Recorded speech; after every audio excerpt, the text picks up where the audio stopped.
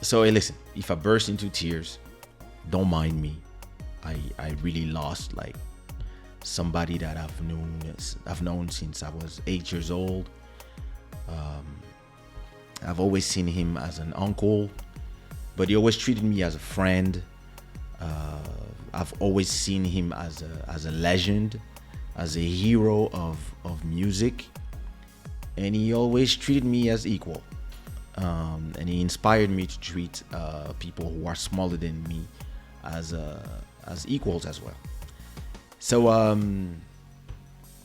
listen, I'm gonna try to. The thing is this. I'm gonna tell you about my Jacob, and you probably all of you have your Jacob through music, or maybe you met him. But my story is special, you know. It's hey Trisha, thanks. Yeah, it was a beautiful exchange. It's actually the last. It's not the last conversation we had, but it was the last conversation that I recorded where I was like, I want to start having like, I want to start having your opinion on things, because I want this to stay. I want this to stay after you. And it was like, very funny. Like, it was, no, I'm not telling you that you're leaving, but I want to start filming and having conversation with you guys.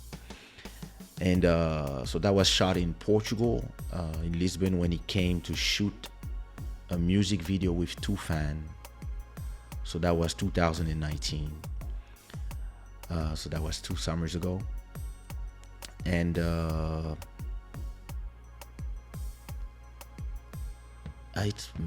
it's probably the last time that I saw him in the flesh. And the rest of the time I kept, there was a pandemic, so we were on the phone a lot of talking, and until the last time I talked to him, he was already in the coma, and I was sending him voice notes because I was like, hey, listen, I want you to come to my show, Club Shada, if you want.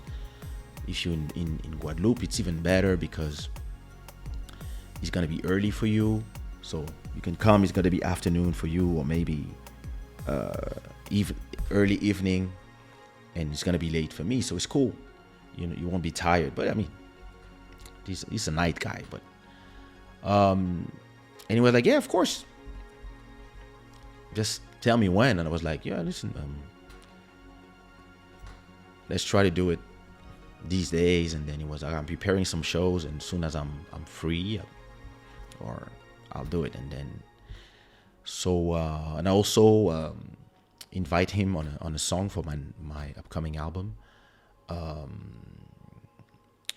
Bantu Royalty. And I was like, he's gonna be my album number 10, and I mean,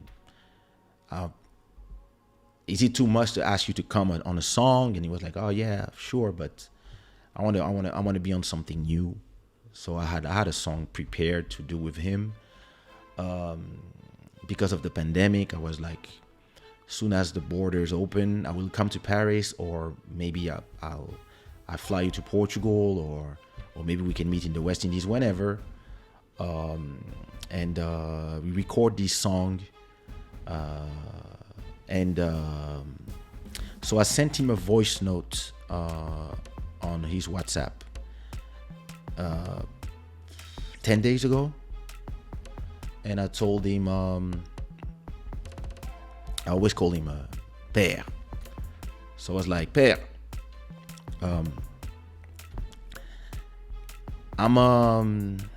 hey, I mean, rest a little bit, it's okay, but don't forget that we have a studio session, so be better, take care of yourself, and soon as you are feeling fine, I'll come meet you in the West Indies, or maybe in Lisbon, and you owe me a song, so and I was making some jokes, and his friend, his girlfriend that that was with him, and who had a phone, was making him listen to my voice notes while he was sleeping, and every voice note from all his friends. And yeah, like so Friday, Saturday, when he passed away, I was again sending a note on his phone, and as every day I've been sending messages like, hey, how is he? And he's stable. And then I received a message from my manager, Guylaine, who told me that he left us. And I was on the phone with Body, and it was like a slow descent into sadness. When I was with Guylaine, we were talking about a lot of jokes. That he was a joker. He was always making jokes all the time. He's somebody who never acted like the legend he was, or the legend he is. He always had stories to tell, always. And he was always available for the younger generations. He's somebody that, I mean, I don't know if you know, I don't know if it was for me, but he never said no about anything. And it's really something that yeah, you know, whenever I asked him anything, he was always available. So I don't know about other people. I can only talk for me when I say that he was always available, and he always had stories to tell. And you know,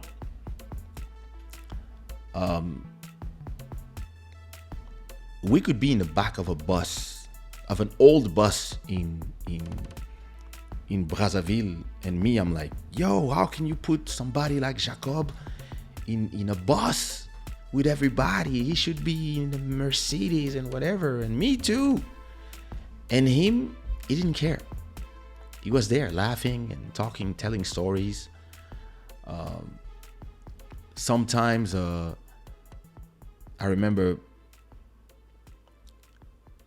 him, Claudicia, and I in Ouagadougou in Burkina Faso, and we found an old taxi, and we told him, hey, how much to have you the whole night? And I don't know how much it was, and Jacob gave him the money, and we went to all the clubs of Ouagadougou all night. We were there hanging out with all kind of people. We went like to the nice clubs, and then we start going like to the small bars, all the ugly places. And yeah, listen, all three of us just rolling in the city, and the memories are amazing.